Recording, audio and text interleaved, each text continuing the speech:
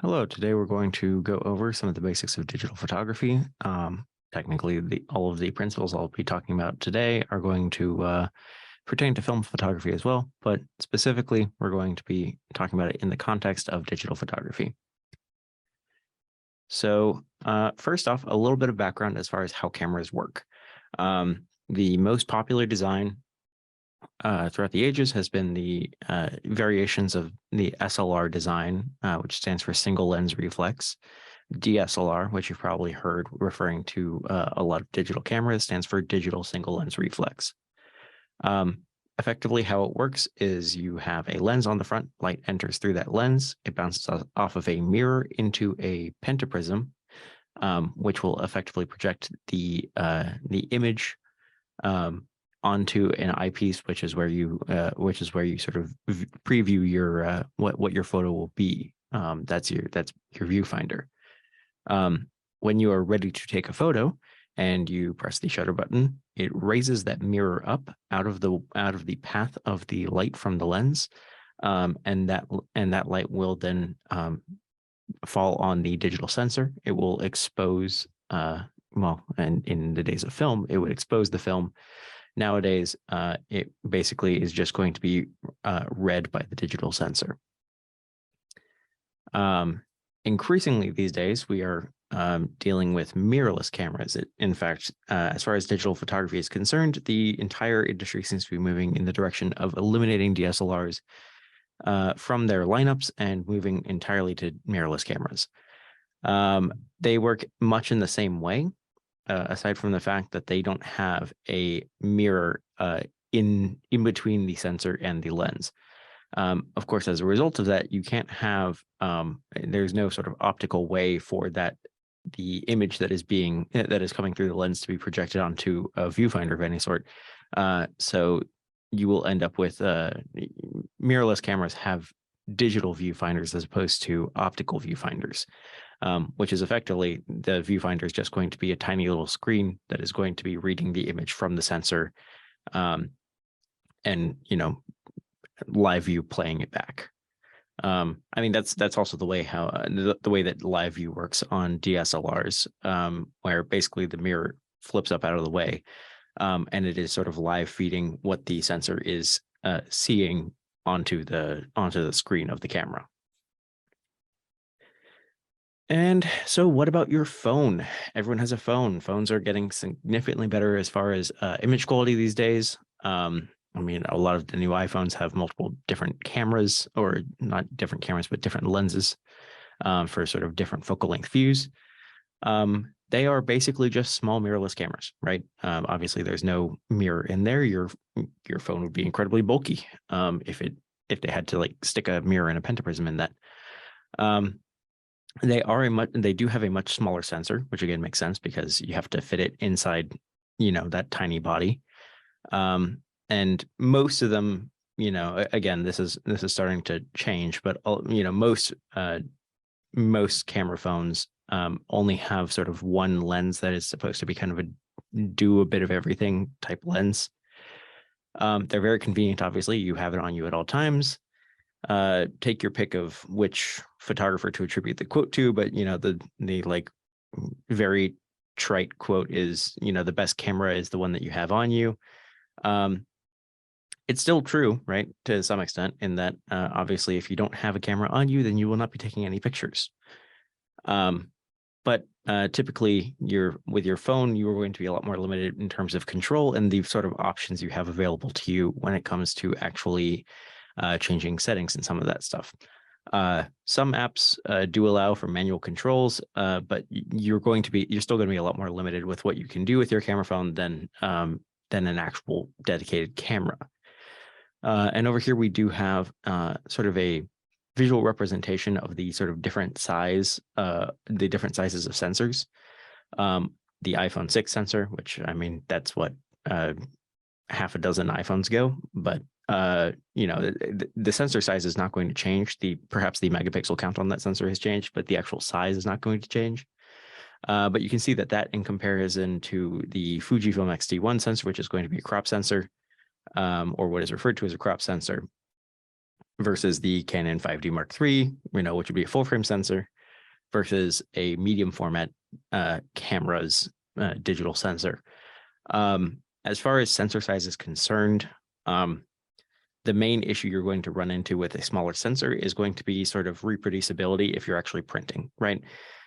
If you are just going to be viewing these online, especially in, these days, most people are viewing their photos on a phone screen. You're not going to have any issue with the actual resolution.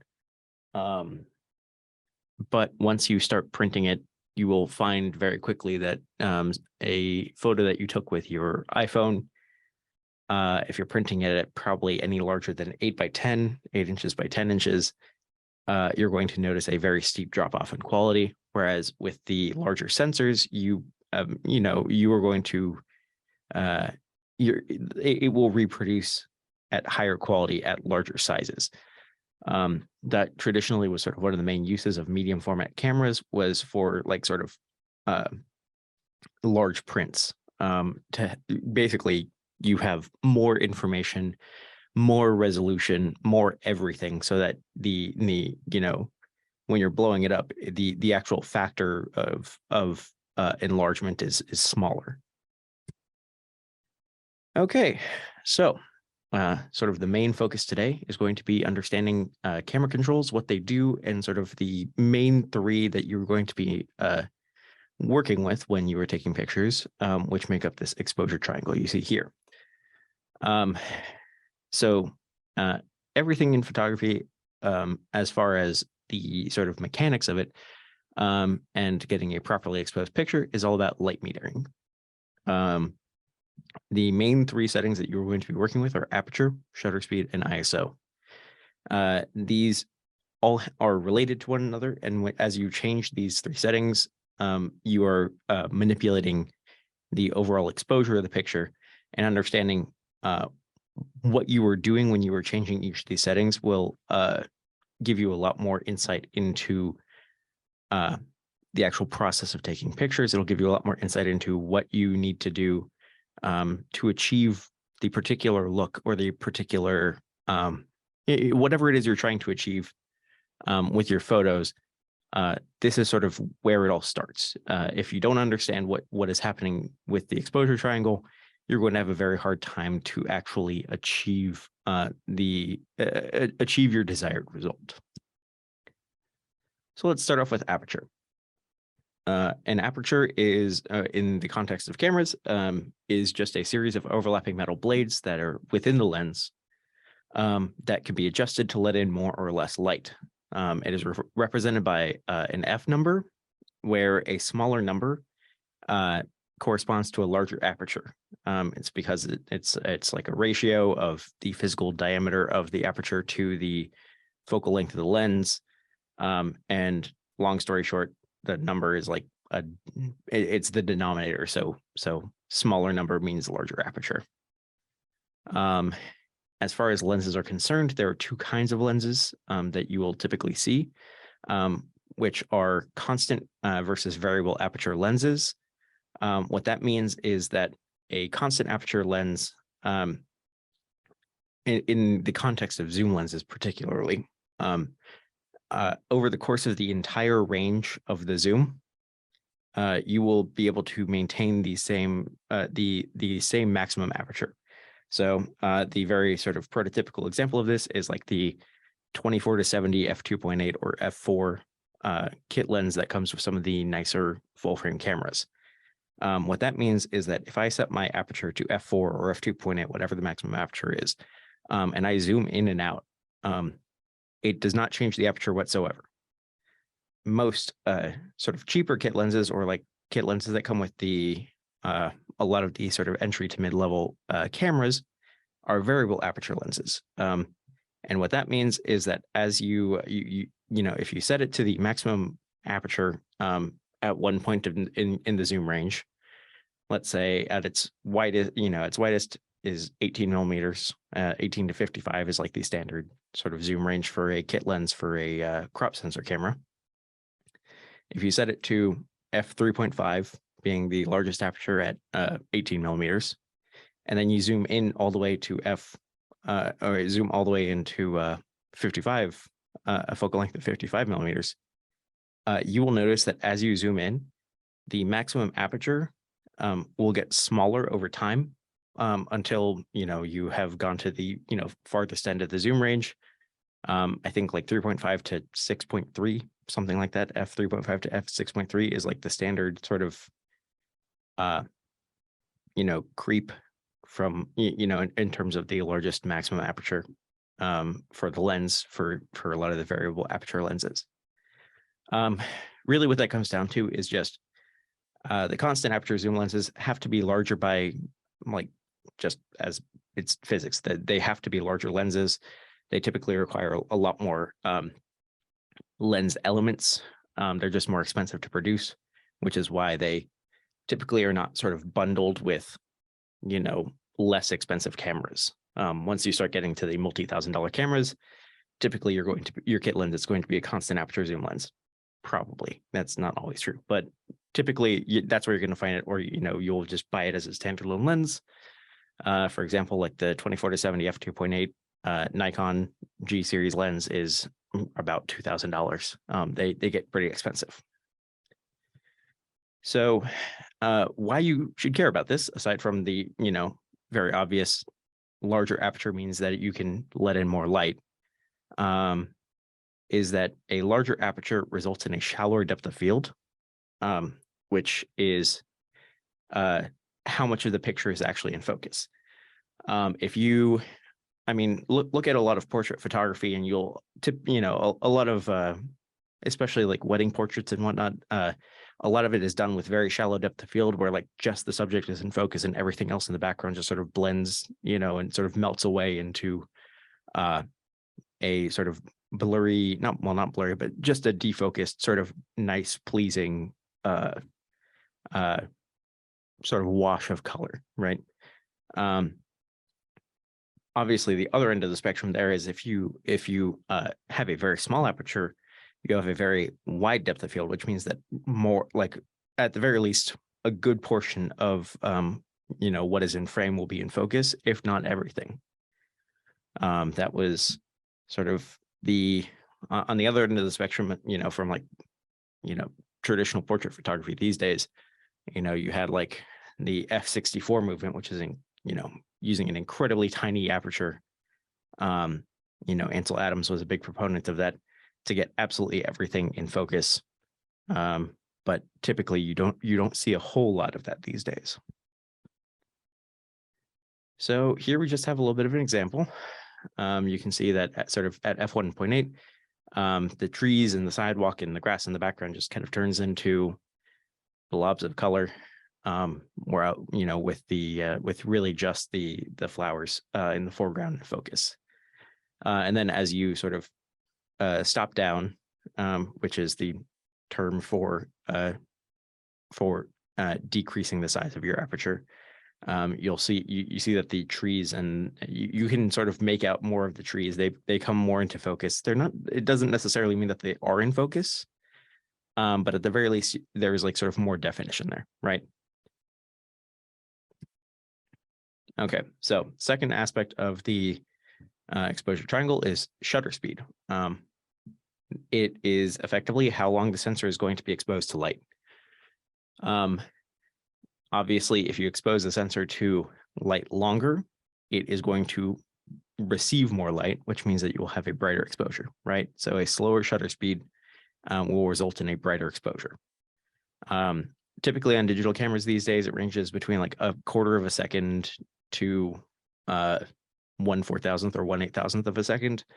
You also typically are going to have sort of like 1 second, 2 second, 30 second, settings on your camera for like long exposures. But those you really need to be using a tripod, and typically that's like for night photography or stuff where you are working in like very dark scenarios. So the reason why you have to use a tripod for stuff like that is that slower shutter speeds can introduce motion blur. That can sort of come from two things, right? Either the thing that you were taking a picture of is moving, in which case they will appear blurred. Or if you're shooting with a relatively slow shutter speed, you can also introduce camera shake, where you are not holding the camera steady enough over the period of time that the sensor is being exposed to light. And so camera shake is a lot more frustrating than motion blur from like your subject. Obviously, if you're trying to stop motion, then like that's one thing, but like motion blur is not inherently bad. Camera shake, I don't think ever looks good, and people typically try to avoid that. So a good rule of thumb to avoid camera shake specifically is to shoot with a speed of no slower than 1 divided by the focal length of your lens. So like if I'm using a sort of standard focal length 50 millimeter lens, then I would try not to shoot slower than like 1/60th of a second, because that's like typically the closest shutter speed just setting on cameras. And then as far as stopping action, you'll want to shoot with shutter speeds of like a 1/200th of a second or faster. So finally, putting this all together, if you are trying to shoot with a fast shutter speed, then you need to have a large aperture, right? You're not exposing the sensor for very long, which means that to get the proper amount of light to hit the sensor, you have to be letting in a lot of light. And then conversely, if you are going to be shooting with a slower shutter speed, that will allow you to use a smaller aperture, because the sensor is being exposed to light for longer, so not as much light has to be coming in at any given point in time. So here's just kind of a very basic example of the difference between slow and fast shutter speeds with regards to stopping motion. A faster shutter speed will allow you to sort of stop the motion. I mean, in particular, like this is more important with stuff like sports photography. If you're trying to sort of stop the players in their tracks or whatever, you'll need a fast shutter speed. Slower shutter speeds will give you this sort of blurred effect. And one thing to say about this is that in particular with like landscape photography, people use slow shutter speeds to in scenes where there's like moving water, whether that's a waterfall or a river or even waves, to basically create a sort of interesting, dreamy white sort of blur from the water as it moves through the scene. It's just a little thing that you can do that is interesting. It's not necessarily right for every situation, and maybe you just don't like it at all. But it is interesting to note that sort of it does, using a slow shutter speed does have a specific application in landscape photography in intentionally introducing motion blur. Okay, so as far as ISO, ISO is refers to effectively the sensitivity of your sensor. In the days of film, you had each roll of film had a specific ISO, and typically something like 100 or 400. I guess they made up to probably about 32, 6400, something like that. But basically, if you wanted to change the ISO that you were shooting at, you had to take the roll of film out of your camera and put in a different ISO roll of film. Now, in the days of digital, we can do that. We can just dynamically change the sensitivity of our digital sensor. Most of the time, you'll see values ranging between 100 and 6400, but cameras are getting, or their processing is getting a lot better for sort of controlling some of the unwanted effects of using high ISO, of shooting photos at high ISO. So more camera makers are sort of bumping up that top end of the range to like 12,800, 25,600. I mean, I've seen literally up into 1 million on some cameras. Once you go that high, it's probably still not usable in the slightest, but interesting to note that they are sort of like really testing where the top end of that range is, and they're going way beyond what we have been accustomed to for the past couple decades. So lower ISO means that that the sensor is less sensitive to light, which will require longer shutter speeds and larger apertures, right? But the sort of trade-off there is that at lower ISO, you're typically going to have your best image quality. The detail resolves finer. There's less issue with like noise being introduced. Basically, as you go up the ISO range, you're going to find that you're going to see more and more noise in your photos, which is, effectively the digital version of grain, except it's usually a little more color speckly. Which will like sort of degrade like the appearance of sharpness. Your photos will look a little fuzzy. The colors will look a little weird. Typically not super pleasant. But these days, one thing that I will say is that a lot of people, as a result of this sort of, issue with shooting at higher ISO, will be afraid to shoot at high ISO. My opinion is always that if you need to bump up the ISO on your camera to get the shot, just do it. Because to me, it doesn't make sense for you to not take the picture because you were afraid to increase your ISO. And that's what you needed to do to be able to get a reasonably exposed picture, right? It's better to have a picture that you're not, that you wanted to take that maybe is like not 100% exactly the quality that you want it to be as a result of being shot at high ISO, than for you not to take the picture at all. And also cameras, the post-processing that sort of happens inbuilt in the camera, and then also what you can do in post in Lightroom and Photoshop and I don't know, take your pick of photo editing software. It's gotten very good. So I have usable shots that I've shot at 12,800 ISO. I probably even less, but I'm pretty sure I've shot some things that I consider very good shots up to 25,600 ISO. Realistically, it's one of those things where not every shot is going to be a winner when you're shooting at sort of like the top end of the ISO range. But there's a chance that you'll still get something that is worth it, right? So just don't be afraid to shoot up there. So this is not the best example because obviously they're sort of changing the overall exposure of the picture here. It looks like they've sort of locked the aperture and shutter speed. Those are staying constant, and they're just increasing the ISO. But you do see, as we go up in the range, you do sort of see this sort of color speckly noise that is being introduced with the increased sensitivity, right? Like the sort of especially you can see in like the blacks of this tree or whatever this spiky thing is up at ISO 6400. You see that now it's just like a RGB mess. So that is sort of the effect that high ISO is, can bring. But I will say, I don't know what camera this was shot on. My estimation, this is probably something that was shot on a like mid 2010s DSLR, probably budget-ish DSLR. These days, cameras are far better at processing high ISO pictures. You're probably not going to ever see something quite this bad if you're using any modern camera. But just, this is sort of just a informational, this is sort of what the noise that I'm talking about looks like. So why does any of this matter? You can control all of these settings yourself. Your camera does in fact allow you to do this.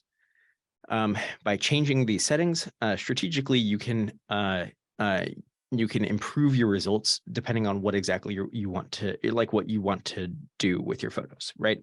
If you're shooting landscape, perhaps you don't want to be, shooting with a super large aperture, right? Where, most of it is out of focus. If you're shooting sports, maybe you don't want to be shooting with a slow shutter speed, where everybody is just becoming a blur, or maybe you do, who knows? That's kind of up to personal preference. And really, all of this, I just highly recommend, just get out there, go shoot and practice, mess around with things. make mistakes. It's the best way to learn, and it's the best way to be more comfortable using your camera, is just trying things out. And so, one thing I will say is that the auto setting on cameras works decently well for just about everything. But it's going to be kind of a jack of all trades thing, right? It does not know what you are trying to do, right? It does not know what you're shooting necessarily. It does not know what your preference is for, things like depth of field or shutter speed, if you want to sort of stop action or whatever. And because of that, it's just going to choose some settings that are going to properly expose the picture, right? So you will end up with a properly exposed picture, but some of the other aspects may not be what you had wanted or intended. So as far as this particular course is concerned, this is around the time when I would start pulling out cameras and we would just take a look at them. Obviously cannot do that in digital format, but we are going to just go over sort of like the terminology with the three major Canon producers, Canon, Nikon, and Sony. For aperture priority mode, it is referred to as AV with Canon, A on Nikon cameras, and A on Sony cameras. Shutter speed priority mode is TV on Canon cameras, where it is S on Nikon and Sony. P for all of them is program mode. M is manual, fully manual, and then auto is obviously auto. So program mode is an interesting one. I'm not a huge fan of it, but I know that some people like it as sort of a stepping stone to some of the other modes on a camera. It's a lot closer to auto. The main thing that you are going to be controlling in program mode is the ISO.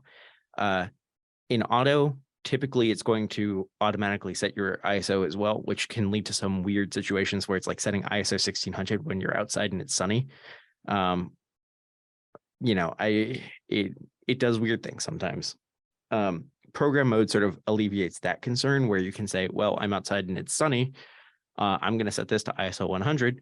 And then it will choose an aperture and a shutter speed that works, at that ISO. So yes, the camera will still set the aperture and the shutter speed, but you can sort of change the settings or you can adjust the settings effectively by adjusting your ISO, right? If you increase your ISO, it's going to choose different shutter speed and aperture options. So aperture priority mode is sort of moving into you having a little more control over particular settings. What aperture priority mode is that you are going to be primarily setting the aperture, and the camera will select a shutter speed that will properly expose the scene based on the aperture that you have set. Your main control wheel, wherever that happens to be located in your camera, is typically going to adjust the aperture when you're in aperture priority mode. Useful for portraiture, landscape, or anything where you where like stopping motion is not necessarily your concern, but like depth of field is more your concern, whether it's getting a very wide depth of field or a very shallow depth of field. If you care about depth of field, you're probably going to want to be shooting in aperture priority mode. A lot of photographers will shoot primarily in aperture priority mode just because it's a little easier, especially if you're kind of on the move than manually setting everything on the camera, like fully choosing every single setting. You are still able to adjust the shutter speed, but it's done through exposure compensation. And what that means is that if you're using exposure compensation, you're effectively telling the camera, I know that you believe that this combination of aperture and shutter speed will produce a properly exposed picture. I disagree. Either I'm going to choose a slower shutter speed and effectively end up with a brighter exposure, or a faster shutter speed and end up with a darker exposure. This is pretty useful when you have something like a very backlit subject where the camera will typically meter for the highlights, i.e. the super bright background. where you will end up with the subject being basically super dark and probably nearly a silhouette. If that's what you want, then that's fine. But obviously, typically you want to have the subject properly exposed. And so if you find that your camera is metering for sort of the super bright backlighting, you can use exposure compensation to adjust the your exposure, and use a slower shutter speed to properly expose it for your subject. Obviously, that does mean that the highlights in the background will probably be a bit blown out, but that's the trade-off. So shutter priority mode is obviously kind of the other side of aperture priority mode, right? You are now setting the shutter speed, and your camera chooses an aperture based on that shutter speed. The camera's main dial will now typically control the shutter speed, and this is mostly used for sports or high action photography, things where you need to stop motion, or you particularly care about mostly about the shutter speed, right? Because I guess you could go the other direction, and like if you're doing like some sort of long exposure at night, shutter priority mode would be a good thing to use. Although realistically, in that case, I would probably use manual instead. And so, as I mentioned earlier, with running water, you can shutter priority mode is nice because it will give you the ability to sort of either freeze the motion of the water, which will typically end up with it looking sort of a lot clearer, or you let it blur, which will give you that sort of misty, ethereal sort of path through your photo wherever the water is moving. And sort of similarly, if you use exposure compensation, you can adjust the aperture, but in that case, you're also going to be adjusting the actual exposure, either making it brighter or darker. And so then obviously manual mode is fully manual. You are choosing absolutely every setting. You control the ISO, you control the aperture, you control the shutter speed. One thing to note is in aperture and shutter priority mode, you are also typically going to have pretty easy access to changing your ISO. That's kind of a given in those modes. Obviously, you can set that to whatever you need to be, to at the very least to be in the ballpark based on your lighting situation. So when you're shooting in manual mode, one thing to note is your camera's light meter, because you are controlling all of the settings, and your camera's light meter, which is typically going to be located at the bottom of your viewfinder, is telling you what it believes a combination of settings will, what combination of settings will produce a properly exposed picture. If you are messing with your shutter speed and scrolling up on your wheel and making it a very fast shutter speed, you may see that there will be additional tick marks, increasingly moving away from sort of like the center of your light meter. I guess in that case it would be to the left, and that indicates that your camera is probably telling you that you are going to end up with an underexposed picture as a result of the settings you've chosen. You will also probably figure this out the second you take, you press the shutter button and you take a picture. It'll look very dark. But basically, you don't have to always believe your camera's light meter, but you should at least be mindful of what it thinks is, ballpark, what combination of settings is going to produce a properly exposed picture. Because if you're off by too much, it's likely not going to be, what you want. As a result of you sort of controlling everything, it's not super great for situations where you don't have a whole lot of time between shots, or if you are it's like if you're in a situation where you don't have time to adjust the settings in between every shot, or at the very least play around with them as needed, then I would recommend using one of the priority modes, where you can sort of control some of the aspects, but at the same time, the camera helps you out. Like street photography, might be a decent example of this, where you have just a brief moment to capture Henri Cartier-Bresson's the decisive moment, right?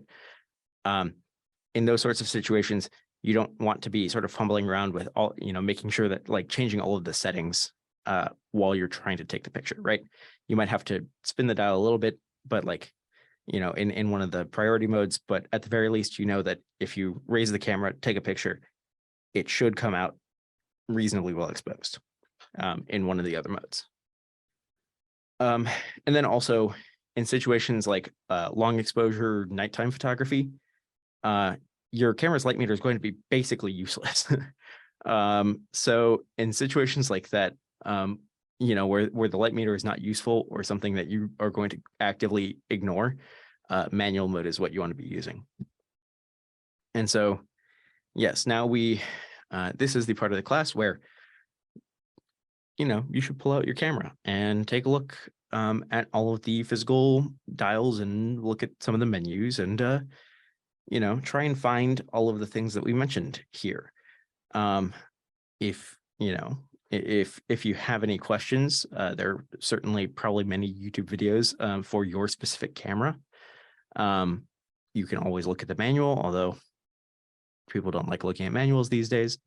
But in any case, that is about all I can do as far as this YouTube format is concerned. Thank you very much for tuning in, and have a good one.